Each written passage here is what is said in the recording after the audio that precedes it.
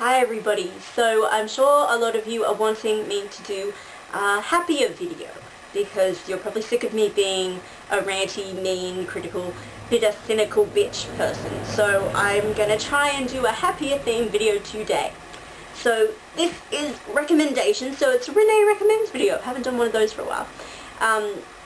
On short stories and anthologies, because I think the short story format is often either dismissed or ignored or downplayed for a lot of readers. They just prefer their novels, and that's perfectly fine. But I didn't really come to appreciate the format of the short story until I was at uni, because we had to study the crafting of short stories as part of our creative writing course, and I did that over a few years. So I had the art of the tale as one of my texts, and it's an anthology of international short stories, and some really good stuff in here. Obviously the fun's taken out of it when you have to study something and write essays about it and whatnot, but still some really good stories in here, and it made me appreciate how satisfying, one of these can be.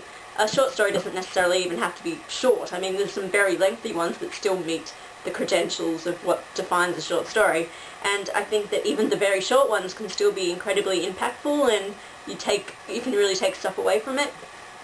And I think it's, you applaud the skill of an author even more in how much they can pack into a really contained piece. And yeah, and there's still fantastic, stories and narratives to be found in these really short tales. So I just came to quite enjoy them.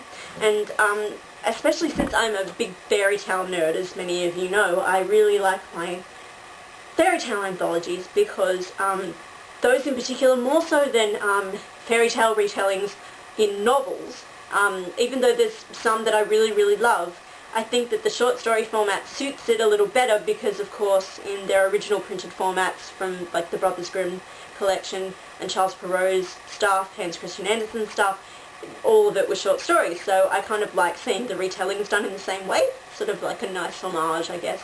And two of my favourites that I've had recently, and I'm a bit biased because they're Australian, New Zealand based, are the Tales from the Tower, the duology I suppose, and it's edited by Isabel Carmody and Nan McNabb, and they're very cool covers, as you can see. We have Volume 1, which is The Willful Eye, and Volume 2, which is The Wicked Wood, and they're very, very cool. And the stories in here are incredibly, some of them are very dark and gritty and violent and very mature, but I love it, and it's, just some excellent writing in here. And if you're a big fairy tale nerd, I recommend, if you can, get your hands on these. I don't know if they're available internationally or not. I'm not sure. I'm a bit doubtful, but because it is Allen and Unwin, and they are Australian centered, so yeah, I couldn't tell you, but hopefully you can get them internationally. But I do recommend them. Yes, I do. Other fairy tale anthologies that I really love. I finally got my copy of this back. If you have not read Angela Carter's The Bloody Chamber, you really, really need to, really. If any of you have seen the 1980s film In the Company of Wolves, that was based on 3 of the stories in here. Angela Carter wrote the screenplay for that film, and it's very, very freaky, but very, very interesting movie. I watched all of it in parts on YouTube, so I think it's available there. And I think it's a really good antidote to the fairy tale retellings that are coming out in cinemas next year, the 2 Snow White ones. I'm very trepidatious about those 2, but I do recommend watching In the Company of Wolves. And this book is really cool. I had to get this as a resource for my myth and fairy tale course at uni, and really enjoyed it. There's and here's an example of a really short story that packs a punch. I'm just going to try and find it. There's a Snow White retelling in here that's literally a page and a half long, and I don't think once you read it you never ever forget it. It's just that disturbing. And also, for disturbing Snow White tends to lend itself to some of the most disturbing retellings, I think, because when you look at the content of it, that's why I love retellings. They makes you rethink the content of the original stories, and you kind of look at it in a different way and begin to question a lot of the stuff. But yeah, here's The Snow Child, and it's only a page and a half long. Really disturbing. Neil Gaiman's Smoke and Mirrors anthology, which someone has my copy, is also fantastic for that. There's like, it's not all fairy tale based short stories, but the one at the end, which I think is Snow Glass Apples, is really, really freaky, and it's Snow White based. So yeah, and The Bloody Chamber, if you can get your hands on that, it's very famous work, and understandably so.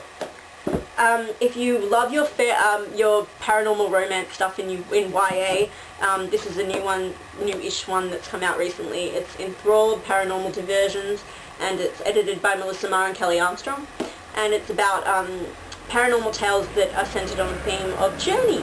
So there's some very popular authors,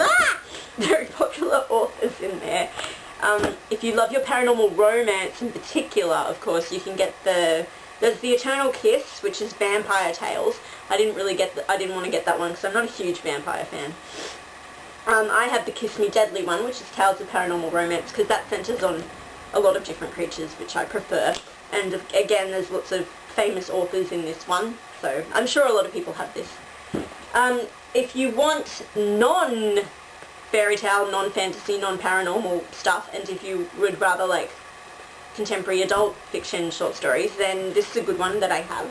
It's My Mistress's Sparrow is Dead, and it's love stories, or stories centered around a theme of love and romance and relationships and things.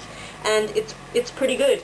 There's some good stuff in here, and quite famous authors, and also the cover is really, really stunning. Really pretty. So yes, I highly recommend you check yourself out some short stories. If you've not really delved into the format before, I think it can be really satisfying. It's also, I think, like, these anthologies are often good for trips and stuff, so if you're going on holiday, if you're travelling somewhere, if you just feel like you don't have the time or the mental capacity to dedicate to a novel, then I think these are a good option. Also, to get yourself out of a book funk sometimes, they can help. They can be a bit of a stepping stone to get back into reading. So, yeah. I just thought I'd try and do another Renee Recommends video. Check past videos. I've got plenty of these kind of ones back there, and people who think that all I ever do is bitch and whine and criticize, there are happier reviews and more positive recommendations in my old videos, so do check them out.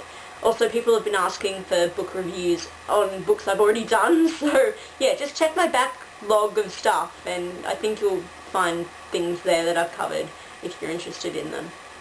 And I'm not always mean, so sometimes I'm happy, like in this video. Yay for short stories!